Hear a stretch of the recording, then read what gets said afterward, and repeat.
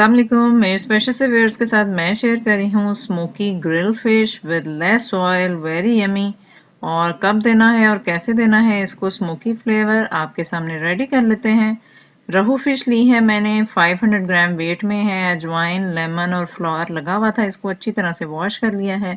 Marination के लिए हमें चाहिए लाल मिर्च पाउडर 1 टीस्पून, सॉल्ट जाएगा हाफ टी स्पून, हल्दी पाउडर भी हाफ टी स्पून है, और जिंजर गार्लिक मैंने 1 टीस्पून लिया है। सूखा धनिया पाउडर 1 टीस्पून, गरम मसाला पाउडर 1 टीस्पून, और एक बड़े साइज का लेमन है वो मैंने ले लिया है, उसको स्क्वीज कर लेते हैं। आप शामिल करेंगे चाट मसाला 1 टीस्पून और 1 टेबलस्पून ऑयल शामिल करके इसको मिक्स कर लें। चाट मसाले से बड़ा अच्छा सा फ्लेवर आ जाता है। ऑयल ज़रूर शामिल कर लीजिएगा, इससे मिक्सचर स्टिकी हो जाता है और फिर उतरता नहीं है। दोनों साइड्स को इसी तरह से ही मैरिनेट कर लें 5 आवर्स के लिए। ग्रिल पैन को ग्रीस कर लें और एक साइड को कुक हो जाए तो फिर थोड़ा सा ग्रिल पैन को साइड्स को चेंज करते रहें।